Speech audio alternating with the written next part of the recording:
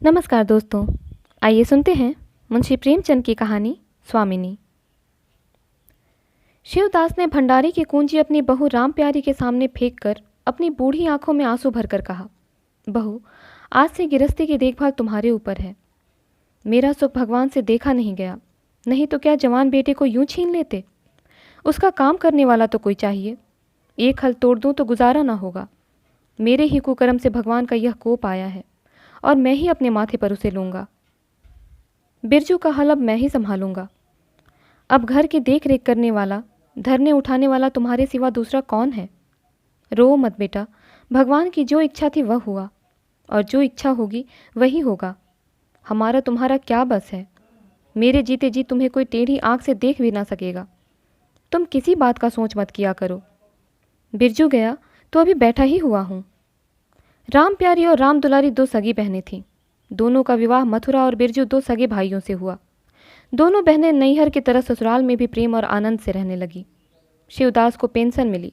दिन भर द्वार पर गपशप करते, भरा पूरा परिवार देखकर प्रसन्न होते और अधिकतर धर्म चर्चा में लगे रहते थे। लेकिन दैवगति से बड़ा लड़का बिरजू बीमार पड़ा और आज उसे मरे हुए 15 दिन बीत गए। आज क्रियाकर्म से फुर्सत मिली और शिवदास ने सच्चे कर्मवीर की भांति फिर जीवन संग्राम के लिए कमर कस ली। मन में उसे चाहे कितना ही दुख हुआ हो, उसे किसी ने रोते नहीं देखा। आज अपनी बहू को देखकर एक क्षण के लिए उसकी आंखें सजल हो गईं, लेकिन उसने मन को संभाला और रुद्ध कंठ से उसे दिलासा देने लगा। कदाचित उसने सोचा था घर की स्वामिनी बनकर विधवा के आंसू पूछ जाएंगे। कम से कम उसे इतना कठिन परिश्रम न करना पड़ेगा। इसीलिए उसने भंडारी की कुंजी बहू के सामने फेंक दी थी। वैधव्य की व्यथा को स्वामित्व के गर्व से दबा देना चाहता था। राम प्यारी ने पुलकित कंठ से कहा, यह कैसे हो सकता है दादा कि तुम मेहनत मजदूरी करो और मैं मालकिन बनकर बैठूं। काम धंधे में लगी रहूंगी तो मन बदला रहेगा। बैठे बैठे तो रोने के सिवा और कुछ न होगा। शिवदास ने समझाया, बेटा, दैवगति में तो किसी का बस नहीं। रोने धोने से हलकाने के सिवा और क्या हाथ आएगा। घर में भी तो 20 काम है। कोई साधु संत आ जाए, कोई पहुना ही आ पहुँचे तो उनके सेवा सत्कार के लिए किसी को घर पर रहना ही पड़ेगा। बहू ने बहुत से हीले किए, पर शिवदास ने एक न सुनी। शिवदास के बाहर चले जाने पर राम प्यारी ने कुंजी उठाई तो उसे मन में अपूर्व गौरव और उत्तरदायित्व का अनुभव हुआ। जरा देर के लिए पति वियोग का दुख उसे भूल गया। उसकी छोटी बहन और देवर दोनों काम करने गए हुए थे। शिवदास बाहर था। घर बिल्कुल खाली था। इस वक्त वह निश्चिंत होकर भंडारे को खोल सकती है। उसमें क्या क्या सामान है, क्या क्या विभूति है, यह देखने के लिए उसका मन लालायित हो उठा। इस घर में वह कभी ना आई थी। जब कभी किसी को कुछ देना या किसी से कुछ लेना होता था, तभी शिवदास आकर इस कोठरी को खोला करता था। फिर उसे बंद कर वह ताली अपनी कमर में रख लेता था। राम प्यारी कभी कभी द्वार की दरारों से भीतर झांकती थी, पर अंधेरे में कुछ न दिखाई देता। सारे घर के लिए वह कोठरी तिलिस्म या रहस्य था, जिसके विषय में भांति भांति की कल्पनाएं होती रहती थीं। आज राम प्यारी को वह रहस्य खोलकर देखने का अवसर मिल गया। उसने बाहर का द्वार बंद कर दिया कि कोई उसे भंडार खोलते ना देख ले। नहीं सोचेगा बेजरूरत उसने क्यों खोला। तब आकर कांपते हुए हाथों से ताला खोला। उसकी छाती धड़क रही थी कि कोई द्वार न खटखटाने लगे। अंदर पांव रखा तो उसे कुछ उसी प्रकार का, लेकिन उससे कहीं तीव्र आनंद हुआ जो उसे अपने गहने कपड़े की पिटारी खोलने में होता था। मटकों में गुड़, शक्कर, गेहूं, जौ आदि चीज़ें रखी हुई थी। एक किनारे बड़े बड़े बर्तन रखे थे जो शादी ब्याह के अवसर पर लिए या दिए जाते थे। एक आले पर मालगुजारी की रसीदें और लेन देन के पुर्जे बंधे रखे हुए थे। कोठरी में एक विभूति सी छाई थी, मानो लक्ष्मी अज्ञात रूप से विराज रही हो। उस विभूति की छाया में राम प्यारी आधे घंटे तक बैठी अपनी आत्मा को तृप्त करती रही। प्रति क्षण उसके हृदय पर ममत्व का नशा सा छाया जा रहा था। जब वह उस कोठरी से निकली तो उसके मन के संस्कार बदल गए थे, मानो किसी ने उस पर मंत्र डाल दिया हो। उसी समय द्वार पर किसी ने आवाज़ दी। उसने तुरंत भंडारे का द्वार बंद किया और जाकर सदर दरवाज़ा खोल दिया। देखा तो पड़ोसिन झुनिया खड़ी है और 1 रुपया उधार मांग रही है। राम प्यारी ने रुखाई से कहा, अभी तो 1 पैसा घर में नहीं है जीजी, क्रियाकर्म में सब खर्च हो गया। झुनिया चकरा गई। चौधरी के घर में इस समय 1 रुपया भी नहीं है। यह विश्वास करने की बात ना थी। जिसके यहाँ सैकड़ों का लेन देन है, वह सब कुछ क्रियाकर्म में खर्च नहीं कर सकता। अगर शिवदास ने बहाना किया होता तो उसे आश्चर्य ना होता। प्यारी तो अपने सरल स्वभाव के लिए गांव में मशहूर थी। अक्सर शिवदास की आंखें बचाकर पड़ोसियों को इच्छित वस्तुएं दे दिया करती थी। अभी कल ही उसने जानकी को सेर भर दूध दिया, यहाँ तक कि अपने गहने तक मांगे दे देती थी। कृपण शिवदास के घर में ऐसी सखरज बहू का आना गांव वाले अपने सौभाग्य की बात समझते थे। झुनिया ने चकित होकर कहा, ऐसा ना कहो जीजी, बड़े गाढ़े में पड़कर आई हूँ। नहीं, तुम जानती हो मेरी आदत ऐसी नहीं है। बाकी का 1 रुपया देना है। प्यादा द्वार पर खड़ा बकझक कर रहा है। रुपया दे दो तो किसी तरह यह विपत्ति टले। मैं आज के 8वें दिन आकर दे जाऊंगी। गांव में और कौन घर है जहां मांगने जाऊं। प्यारी टस से मस ना हुई। उसके जाते ही प्यारी सांझ के लिए रसोई पानी का इंतजाम करने लगी। पहले चावल दाल बिनना अपार लगता था और रसोई में जाना तो सूली पर चढ़ने से कम ना था।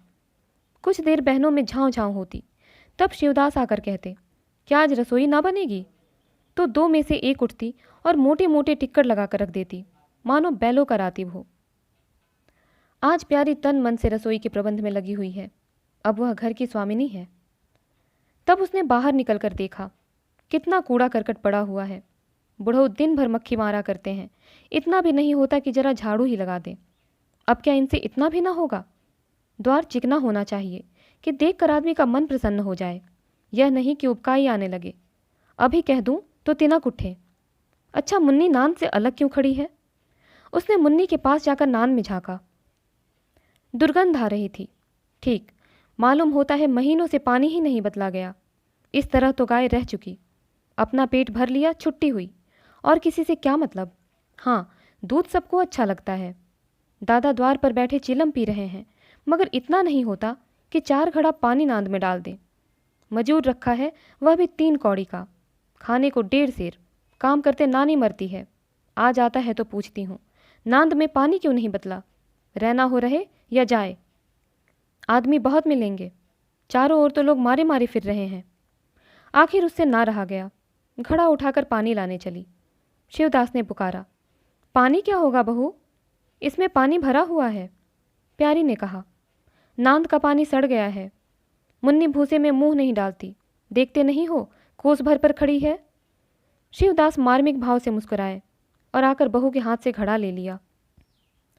कई महीने बीत गए। प्यारी के अधिकार में आते ही उस घर में जैसे वसंत आ गया। भीतर बाहर जहाँ देखिए किसी निपुण प्रबंधक के हस्त कौशल, सुविचार और सुरुचि के चिन्ह दिखते थे।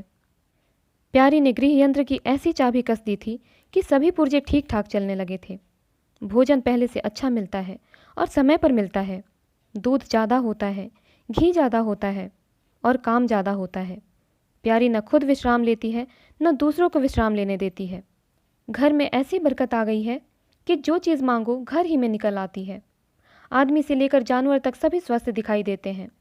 अब वह पहले किसी दशा नहीं है कि कोई चिथड़े लपेटे घूम रहा है, किसी को गहनों की धुन सवार है। हाँ, अगर कोई रुग्ण और चिंतित तथा मलिन वेश में है तो वह प्यारी है। फिर भी सारा घर उससे जलता है। यहाँ तक कि बूढ़े शिवदास भी कभी कभी उसकी बदगोई करते हैं। किसी को पहर रात रहे उठना अच्छा नहीं लगता। मेहनत से सभी जी चुराते हैं, फिर भी यह सब मानते हैं कि प्यारी ना हो तो घर का काम ना चले। और तो और दोनों बहनों में भी अब उतना अपनापन नहीं। प्रातः काल का समय था। दुलारी ने हाथों के कड़े लाकर प्यारी के सामने पटक दिए और घुन्नाई हुई बोली, लेकर इसे भी भंडारे में बंद कर दे। प्यारी ने कड़े उठा लिए और कोमल स्वर से कहा, कह तो दिया, हाथ में रुपए आने दे, बनवा दूंगी। अभी ऐसा घिस नहीं गया है कि आज ही उतार कर फेंक दिया जाए। दुलारी लड़ने को तैयार होकर आई थी। बोली, तेरे हाथ में काहे को कभी रुपए आएंगे और काहे को कड़े बनेंगे? जोड़ जोड़ कर रखने में मज़ा आता है ना? प्यारी ने हंसकर कहा, जोड़ जोड़ रखती हूँ तो तेरे लिए ही ना, कि मेरे कोई और बैठा हुआ है कि मैं सबसे ज़्यादा खा पहन लेती हूँ। मेरा अनंत कब का टूटा पड़ा है। दुलारी, तुम ना खाओ ना पहनो, जस तो पाती हो। यहाँ खाने पहनने के सिवा और क्या है? मैं तुम्हारा हिसाब किताब नहीं जानती। मेरे कड़े आज बनने को भेज दो।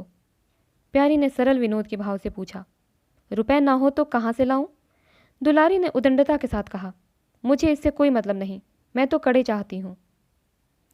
इसी तरह घर के सब आदमी अपने अपने अवसर पर प्यारी को 2-4 खरी खोटी सुना जाते थे और वह गरीब सबकी धौंस हंस कर सहती थी। स्वामिनी का यह धर्म है कि सबकी धौंस सुन ले, और करे वही जिसमें घर का कल्याण हो। स्वामित्व के कवच पर धौंस, ताने, धमकी किसी का असर ना होता। उसकी स्वामिनी की कल्पना इन आघातों से और भी स्वस्थ होती थी। वह गृहस्थी की संचालिका है, सभी अपने अपने दुख उसके सामने रोते हैं, पर जो कुछ वह करती है वही होता है। इतना उसे प्रसन्न करने के लिए काफ़ी था।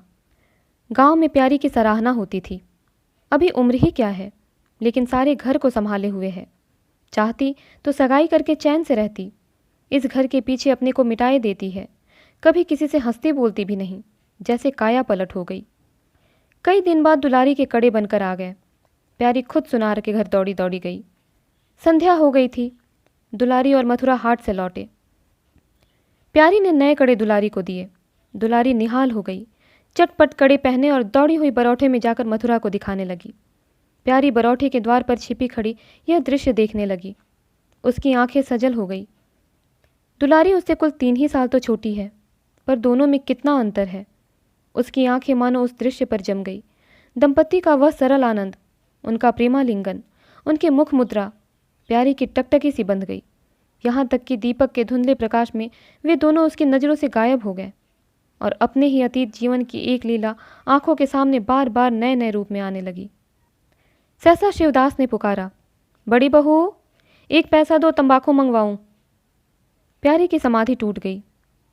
आंसू पोंछती हुई भंडारे में पैसा लेने चली गई। एक एक करके प्यारी के गहने उसके हाथ से निकलते जाते थे। वह चाहती थी मेरा घर गांव में सबसे संपन्न समझा जाए, और इस महत्वाकांक्षा का मूल्य देना पड़ता था। कभी घर की मरम्मत के लिए और कभी बैलों की नई गोई खरीदने के लिए, कभी नातेदारों के व्यवहारों के लिए, कभी बीमारों की दवा दारू के लिए रुपए की ज़रूरत पड़ती रहती थी। और जब बहुत कतर ब्योत करने पर भी काम ना चलता तो वह अपनी कोई न कोई चीज़ निकाल देती, और चीज़ एक बार हाथ से निकलकर फिर ना लौटती थी। वह चाहती तो इनमें से कितने ही खर्चों को टाल जाती, पर जहाँ इज्जत की बात आ पड़ती थी वह दिल खोल कर खर्च करती। अगर गांव में हेठी हो गई तो क्या बात रही, लोग उसी का नाम तो धरेंगे। दुलारी के पास भी गहने थे, 2-1 चीज़ें मथुरा के पास भी थीं, लेकिन प्यारी उनकी चीज़ें ना छूती। उनके खाने पहनने के दिन हैं, वे इस जंजाल में क्यों फंसे। दुलारी को लड़का हुआ तो प्यारी ने धूम से जन्मोत्सव मनाने का प्रस्ताव किया। शिवदास ने विरोध किया। क्या फ़ायदा, जब भगवान की दया से सगाई ब्याह के दिन आएंगे तो धूमधाम कर लेना। प्यारी का हौसलों से भरा दिल भला क्यों मानता। बोली, कैसी बात कहते हो दादा, पहलौठे लड़के के लिए भी धूमधाम ना हुई तो कब होगी। मन तो नहीं मानता, फिर दुनिया क्या कहेगी। नाम बड़े, दर्शन छोटे। मैं तुमसे कुछ नहीं मांगती, अपना सारा सरंजाम कर लूँगी। गहनों के माथे जाएगी और क्या, शिवदास ने चिंतित होकर कहा। इस तरह एक दिन धागा भी न बचेगा। कितना समझाया, बेटा भाई भौजाई किसी के नहीं होते। अपने पास 2 चीज़ें रहेंगी तो सब मुंह जोहेंगे, नहीं कोई सीधे बात भी ना करेगा। प्यारी ने ऐसा मुंह बनाया मानो वह ऐसी बूढ़ी बातें बहुत सुन चुकी है, और बोली, जो अपने हैं वे भी ना पूछे तो भी अपने ही रहते हैं। मेरा धर्म मेरे साथ है, उनका धर्म उनके साथ है। मर जाऊंगी तो क्या छाती पर लाद ले जाऊंगी। धूमधाम से जन्मोत्सव मनाया गया। बरही के दिन सारी बिरादरी का भोज हुआ। लोग खा पीकर चले गए। प्यारी दिन भर की थकी मांदी आंगन में एक टाट का टुकड़ा बिछाकर कमर सीधी करने लगी। आंखें झपक गई। मथुरा उसी वक्त घर में आया। नवजात पुत्र को देखने के लिए उसका चित्त व्याकुल हो रहा था। दुलारी सौर गृह से निकल चुकी थी। गर्भावस्था में उसकी देह छेड़ हो गई थी, मुंह भी उतर गया था, पर आज स्वस्थता की लालिमा मुख पर छाई हुई थी। सौर के संयम और पौष्टिक भोजन ने देह को चिकना कर दिया था। मथुरा उसे आंगन में देखते ही समीप आ गया और एक बार प्यारी की ओर ताक कर उसके निद्रा मग्न होने का निश्चय करके उसने शिशु को गोद में ले लिया और उसका मुंह चूमने लगा। आहट पाकर प्यारी की आंखें खुल गई, पर उसने नींद का बहाना किया और अधखुली आंखों से यह आनंद क्रीड़ा देखने लगी। माता और पिता दोनों बारी बारी से बालक को चूमते, गले लगाते और उसके मुख को निहारते थे। कितना स्वर्गीय आनंद था। प्यारी की तृषित लालसा एक क्षण के लिए स्वामिनी को भूल गई। जैसे लगाम से मुखबद्ध, बोझ से लदा हुआ हाँकने वाले के चाबुक से पीड़ित, दौड़ते दौड़ते बेदम तुरंग हिनहिनाने की आवाज़ सुनकर कनौतियाँ खड़ी कर लेता है और परिस्थिति को भूलकर एक दबी हुई हिनहिनाहट से उसका जवाब देता है। कुछ वही दशा प्यारी की हुई। उसका मातृत्व जो पिंजरे में बंद, मूक, निश्चेष्ट पड़ा हुआ था, समीप से आने वाली मातृत्व की चहकार सुनकर जैसे जाग पड़ा और चिंताओं के उस पिंजरे से निकलने के लिए पंख फड़फड़ाने लगा। मथुरा ने कहा, यह मेरा लड़का है। दुलारी ने बालक को गोद में चिपटा कर कहा, हाँ क्यों नहीं, तुम्ही ने तो 9 महीने पेट में रखा है। सांसद तो मेरी हुई और बाप कहलाने के लिए तुम कूद पड़े। मथुरा, मेरा लड़का ना होता तो मेरी सूरत का क्यों होता? चेहरा, मोहरा, रंग, रूप सब मेरा ही सा है कि नहीं? दुलारी, इससे क्या होता है? बीज बनिए के घर से आता है, खेत किसान का होता है, उपज बनिए की नहीं होती, किसान की होती है। मथुरा, बातों में तुमसे कोई न जीतेगा। मेरा लड़का बड़ा हो जाएगा तो मैं द्वार पर बैठकर मजे से हुक्का पिया करूंगा। दुलारी, मेरा लड़का पढ़ेगा लिखेगा, कोई बड़ा हुद्दा पाएगा, तुम्हारी तरह दिन भर बैल के पीछे ना चलेगा। मालकिन से कहना है कल एक पालना बनवा दे। मथुरा, अब बहुत सवेरे ना उठा करना और छाती फाड़कर काम भी ना करना। दुलारी, यह महारानी जीने देंगी? मथुरा, मुझे तो बेचारी पर दया आती है, उसके कौन बैठा हुआ है, हमें लोगों के लिए मरती है। भैया होते तो अब तक 2-3 बच्चों की माँ हो गई होती। प्यारी के कंठ में आंसुओं का ऐसा वेग उठा कि उसे रोकने में सारी देह कांप उठी। अपना वंचित जीवन उसे मरुस्थल सा लगा, जिसकी सूखी रेत पर वह हरा भरा बाग लगाने की निष्फल चेष्टा कर रही थी।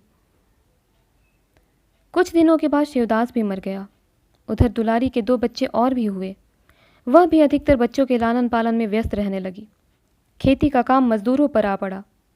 मथुरा मजदूर तो अच्छा था, संचालक अच्छा ना था। उसे स्वतंत्र रूप से काम लेने का कभी अवसर ना मिला। खुद पहले भाई की निगरानी में काम करता रहा, बाद को बाप की निगरानी में काम करने लगा। खेती का तार भी न जानता था। वही मजूर उसके यहाँ टिकते थे जो मेहनत नहीं खुशामद करने में कुशल होते थे। इसीलिए प्यारी को अब दिन में 2-4 चक्कर हार के भी लगाना पड़ता। कहने को वह अब भी मालकिन थी, पर वास्तव में घर भर की सेविका थी। मजूर भी उससे त्योरियां बदलते, जमींदार का प्यादा भी उसी पर धौंस जमाता। भोजन में भी किफ़ायत करनी पड़ती। लड़कों को तो जितनी बार मांगे उतनी बार कुछ न कुछ चाहिए। दुलारी तो लड़कौरी थी, उसे भरपूर भोजन चाहिए। मथुरा घर का सरदार था, उसके इस अधिकार को कौन छीन सकता था? मजूर भला क्यों रियायत करने लगे थे? सारी कसर प्यारी पर निकलती थी। वही एक फालतू चीज़ थी। अगर आधा पेट खाए तो किसी को हानि ना हो सकती थी।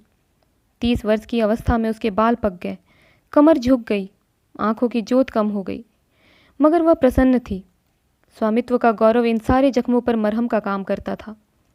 एक दिन मथुरा ने कहा, भाभी, अब तो कहीं परदेश जाने का जी होता है। यहाँ तो कमाई में बरकत नहीं, किसी तरह पेट की रोटी चल जाती है, वह भी रोध होकर। कई आदमी पूरब से आए हैं, वे कहते हैं वहाँ 2-3 रुपए रोज की मजदूरी हो जाती है। 4-5 साल भी रह गया तो मालामाल हो जाऊंगा। अब आगे लड़के बाले हुए, इनके लिए कुछ तो करना ही चाहिए। दुलारी ने समर्थन किया, हाथ में 4 पैसे होंगे तो लड़कों को पढ़ाएंगे लिखाएंगे। हमारी तो किसी तरह कट गई, लड़कों को तो आदमी बनाना है। प्यारी यह प्रस्ताव सुनकर अवाक रह गई। उनका मुंह ताकने लगी। इससे पहले इस तरह की बातचीत कभी न हुई थी। यह धुन कैसे सवार हो गई? उसे संदेह हुआ, शायद मेरे कारण यह भावना उत्पन्न हुई। बोली, मैं तो जाने को ना कहूँगी, आगे जैसी इच्छा हो। लड़कों को पढ़ाने लिखाने के लिए यहाँ भी तो मदरसा है, फिर क्या नित्य यही दिन बने रहेंगे? 2-3 साल भी खेती बन गई तो सब कुछ हो जाएगा। मथुरा, इतने दिन खेती करते हो गए, जब अब तक ना बनी तो अब क्या बन जाएगी? इस तरह एक दिन चल देंगे, मन की मन में रह जाएगी। फिर अब पौरुख भी तो थक रहा है, यह खेती कौन संभालेगा? लड़कों को मैं चक्की में जोत कर उनकी ज़िंदगी नहीं खराब करना चाहता। प्यारी ने आंखों में आंसू लाकर कहा, भैया, घर पर जब तक आधी मिले सारी के लिए ना धावना चाहिए। अगर मेरी ओर से कोई बात हो तो अपना घर बार अपने हाथ में करो, मुझे एक टुकड़ा दे देना, पड़ी रहूँगी। मथुरा आर्द्रकंठ होकर बोला, भाभी, यह तुम क्या कहती हो? तुम्हारे ही संभाले यह घर अब तक चला है, नहीं रसातल में चला गया होता। इस गिरस्ती के पीछे तुमने अपने को मिट्टी में मिला दिया, अपनी देह घुला डाली। मैं अंधा नहीं हूँ, सब कुछ समझता हूँ। हम लोगों को जाने दो, भगवान ने चाहा तो घर फिर संभल जाएगा। तुम्हारे लिए हम बराबर खर्च बरच भेजते रहेंगे। प्यारी ने कहा, जो ऐसा ही है तो तुम चले जाओ, बाल बच्चों को कहाँ कहाँ बांधे फिरोगे। दुलारी बोली, यह कैसे हो सकता है बहन, यहाँ देहात में लड़के क्या पढ़ेंगे लिखेंगे, बच्चों के बिना इनका भी जी वहाँ ना लगेगा। दौड़ दौड़ कर घर आएंगे और सारी कमाई रेल खा जाएगी। परदेश में अकेले जितना खर्च होगा उतने में सारा घर आराम से रहेगा। प्यारी बोली, तो मैं ही यहाँ रहकर क्या करूँगी, मुझे भी लेते चलो। दुलारी उसे साथ ले चलने के लिए तैयार ना थी।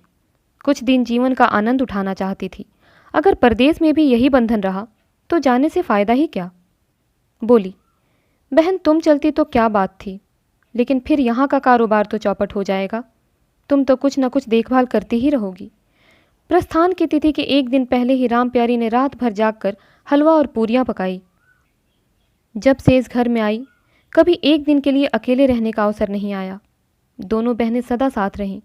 आज उस भयंकर अवसर को सामने आते देखकर प्यारी का दिल बैठा जाता था। वह देखती थी, मथुरा प्रसन्न है, बाल वृंद यात्रा के आनंद में खाना पीना तक भूले हुए हैं। तो उसके जी में आता वह भी इसी भांति निर्द्वंद रहे, मोह और ममता को पैरों से कुचल डाले। किंतु वह ममता जिस खाद्यल को खा खा कर पली थी, उसे अपने सामने से हटाए जाते देखकर क्षुब्ध होने से ना रुकती थी। दुलारी तो इस तरह निश्चिंत होकर बैठी थी मानो कोई मेला देखने जा रही है। नई नई चीज़ों को देखने, नई दुनिया में विचरण करने की उत्सुकता ने उसे क्रिया शून्य सा कर दिया था। प्यारी के सिर सारे प्रबंध का भार था। धोबी के घर से सब कपड़े आए हैं या नहीं, कौन कौन से बर्तन साथ जाएंगे, सफ़र खर्च के लिए कितने रुपए की ज़रूरत होगी। एक बच्चे को खांसी आ रही थी, दूसरे को कई दिन से दस्त आ रहे थे। उन दोनों की औषधियों को पीसना कूटना आदि सैकड़ों ही काम व्यस्त किए हुए थे। लड़कोरी ना होकर भी वह बच्चों के लालन पालन में दुलारी से कुशल थी। देखो, बच्चों को बहुत मारना पीटना मत, मारने से बच्चे जिद्दी या बेहया हो जाते हैं। बच्चों के साथ आदमी को बच्चा बन जाना पड़ता है। जो तुम चाहो कि हम आराम से पड़े रहें और बच्चे चुपचाप बैठे रहें, हाथ पैर ना हिलाए, तो यह नहीं हो सकता।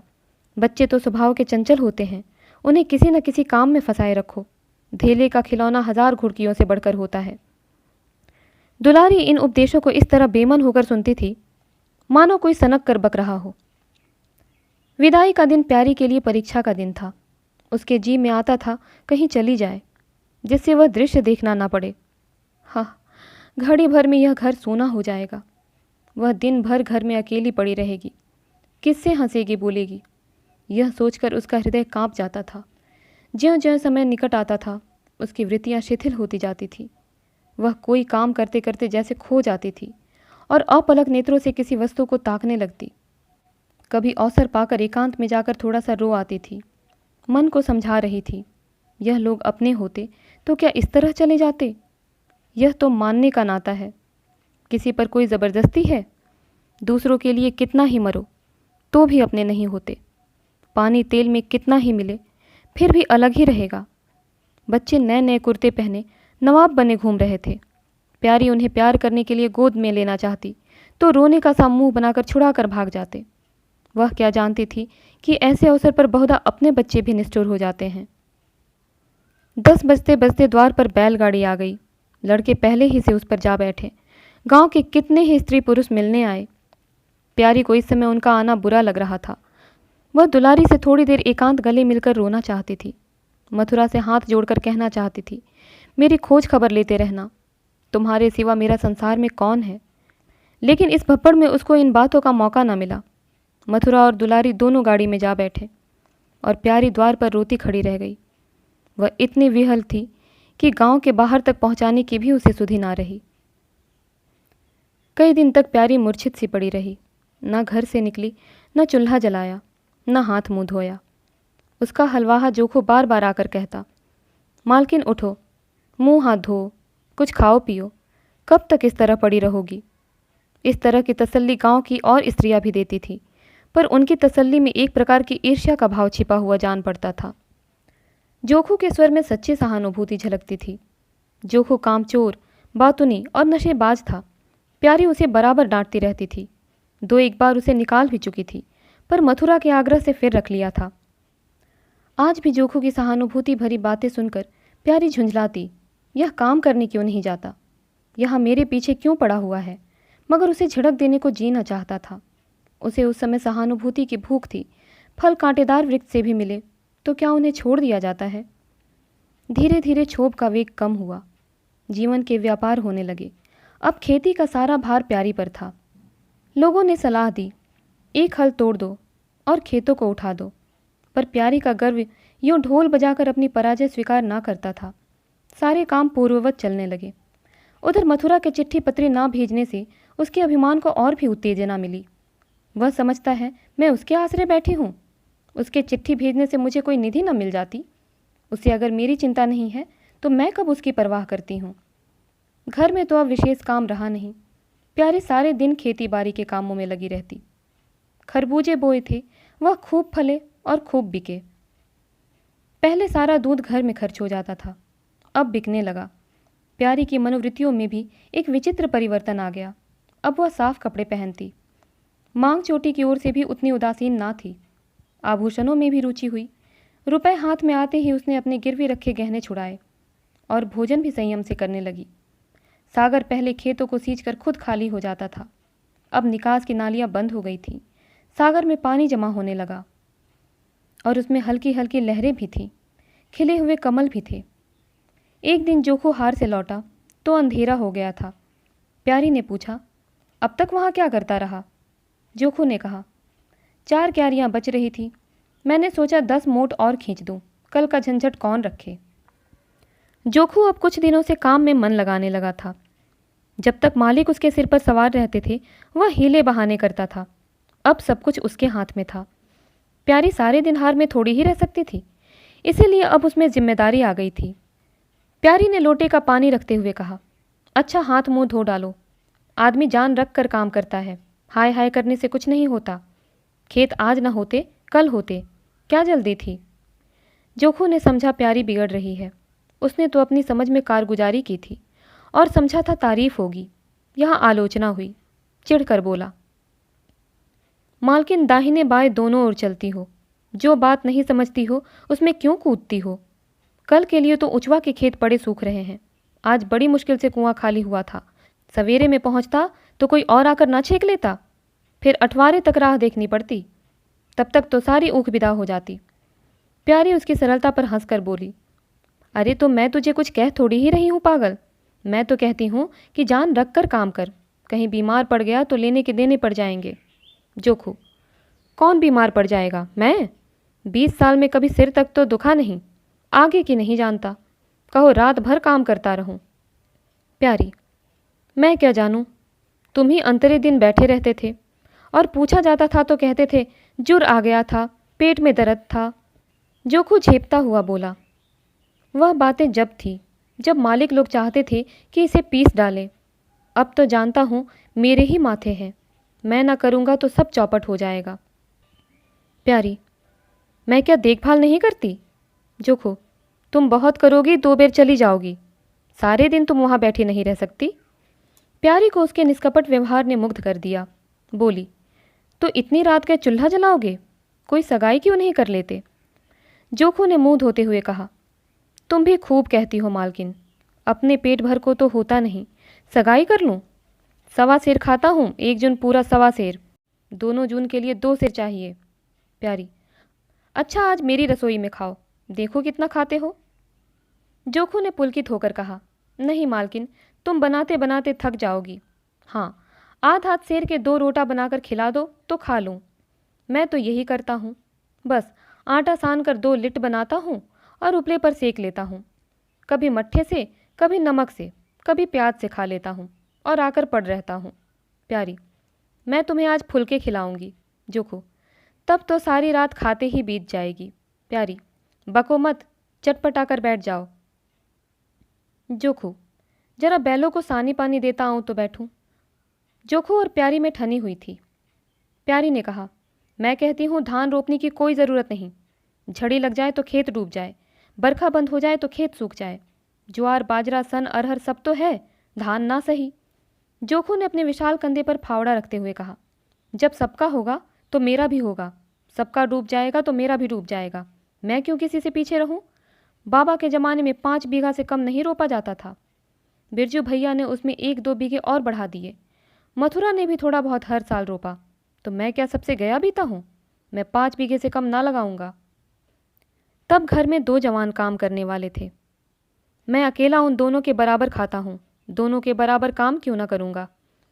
चल झूठा कहीं का, कहते थे 2 सेर खाता हूँ, 4 सेर खाता हूँ, आध सेर में रह गए। एक दिन तौलो तब मालूम हो। तौला है बड़े खाने वाले, मैं कहे देती हूँ, धान ना रोपो, मजूर मिलेंगे नहीं, अकेले हलकान होना पड़ेगा। तुम्हारी बला से मैं ही हलकान हूँगा ना, यह देह किस दिन काम आएगी।